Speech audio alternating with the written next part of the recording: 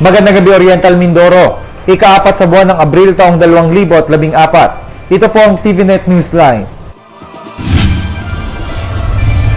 At sa ulo ng ating mga balita, mga turista sa bayan ng Puerto Galera, dagsana. Voters registration magbubukas na muli ngayong Mayo. At kasiguraduhan sa kagalingan ng kalusugan ng mga manggagawa ay sinusulong ng DOLE.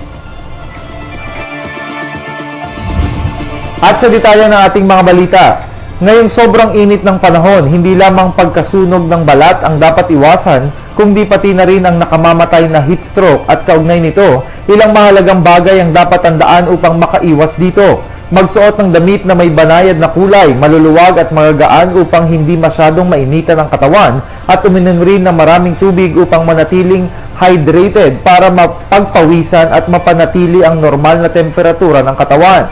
Sikaping gawin ang pag-eehersisyo at iba pang pisikal na gawain sa mga malalamig na oras tulad ng umaga o gabi. Magpahinga at uminom ng tubig. Kung umiinom ng gamot at may pisikal na kondisyon na maaaring magdulot o maging sanhi ng pagkakaroon ng mga sakit na may kaugnayan sa init, iwasang mainitan at kumilos ng mabilis kung may mapupunang mga sintomas ng overheating.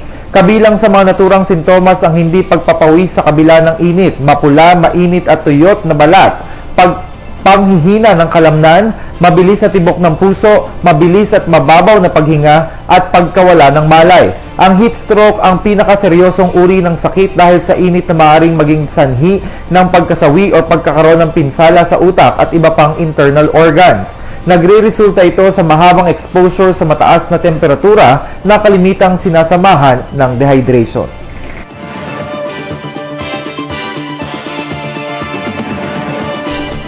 Sa ibang balita, alinsunod na rin sa COMELEC Resolution number 9853 sa darating na 6 ng Mayo, magsisimula na muli ang registration, transfer ng registration records, pagbabago at pagtatama ng mga entry sa registration records, reactivation at iba pa sa mga tanggapan ng COMELEC at iba pang panig ng bansa. Dagdag pa dito, upang makaboto sa May 2016 election, mandatory na rin ang pagsailalim sa biometrics registration ng mga botanteng magpaparehistro o nakarehistro na ngunit wala pa ring biometrics. Dito sa lungsod ng Calapan, ayon kay City COMELEC, humigit kumulang sa 3,000 rehistradong botante ang wala pang biometrics, habang nasa 937 naman ang incomplete ang biometrics. Upang ipaalam sa mga mamamayan sa bawat barangay kung sino ang mga registered voters na kulang o wala pang biometrics, inihanda na ng City COMELEC ang mga listahan na ipopost nila sa mga barangay hall.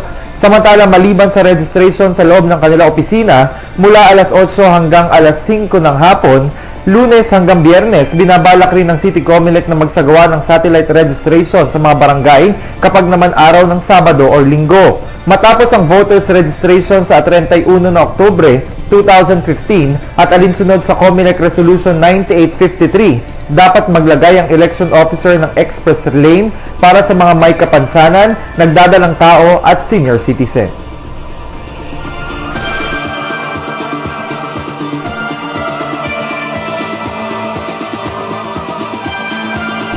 Magbabalik po ang TVNet Newsline. Bakit ka kasi kumabit? Alam mong di tama yan, di ba? Huwag ka nang gumamit ng pag-aari ng iba. Nakakaperwisyo ka sa mga legal na cable. Lumalabo ang signal nila. Mahiya ka naman, hoy. Illegal na cable mo, putulin na. Ano, gusto mo bang umabot pa sa kulungan? Umiwas ka na sa gulo tsaka skandalo. Huwag maging kabit. Pakabit ng tama ngayon. Supported by PCT.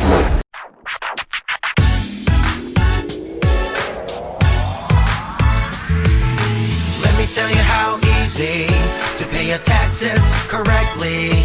Remember RFP.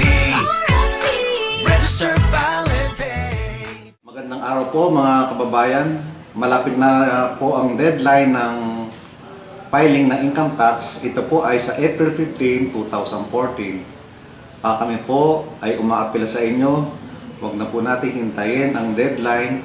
Kung pwede po ay maaga tayo mag-file para maiwasan po natin ang pila. Salamat po at mabuhay po kayo. Bayan ay tulungan, tamang buwis ay bayaran.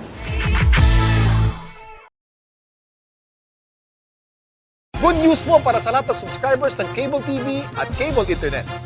Naisa batas na po ang Anti-Cable Television and Cable Internet Tapping Act of 2013. At ayon dito, bawal makitabit ng cable TV at cable internet.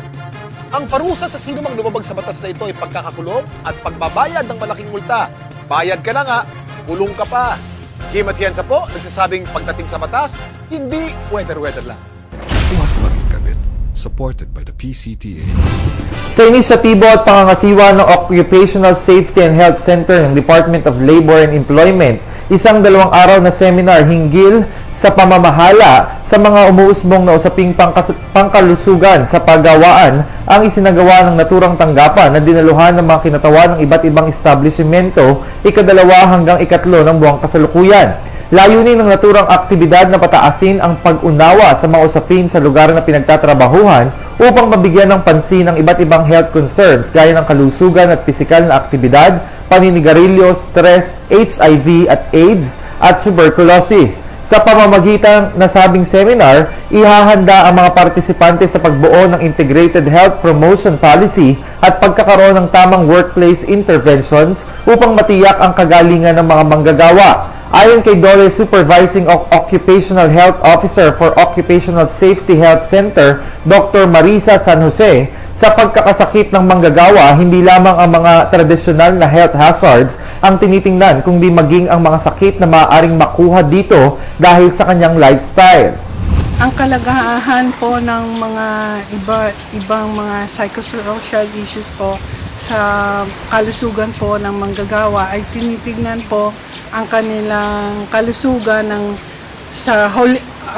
gumagamit ng holistic approach po.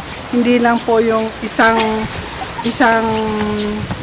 dahilan ng kanilang pagkasakit ang tinitignan, kung hindi yung maraming dahilan pa ng pagkasakit ng mga manggagawa. Hindi lang tinutukoy ang mga traditional na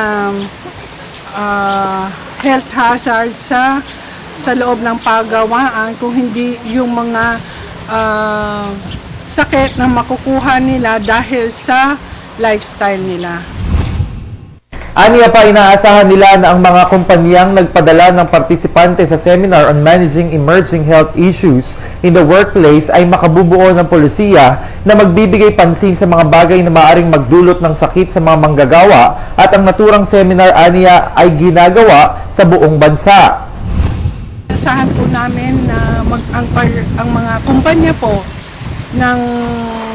nagpadala ng mga participants sa seminar on managing emerging health issues in the workplace ay magkaroon po sila ng polisiya at programa para ma-address po yung mga iba't ibang mga nagdudulot ng sakit sa mga manggagawa. Ito po ay sinasagawa namin nationwide. Hindi lang po sa isang lugar, kung hindi sa buong bansa po. Samantala, sa pagtatapos ng 2 araw na seminar, binigyan ng pagkilala ang mga dumalong partisipante.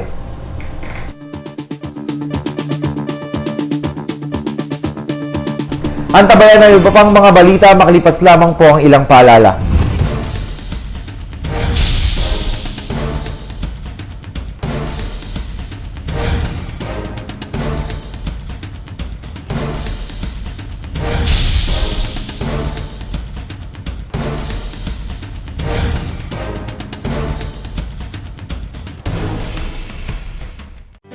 Maring Rema, saan ka ba nagsasanla? Sa Palawan Pawn Shop, mataas ang tanggap, mababang interes. 1 to 11 days, 1% lang. 12 to 22 days, 2% ang interes. At 23 to 33 days, 3% lang ang interes. May automatic text pa sila sa mga customer para mai-renew at hindi marimata ang mga sangla nila. Oras na, para ilipat ang mga sangla ko sa Palawan Pawn Shop. Ikaw ang #1 sa Palawan Pawn Shop.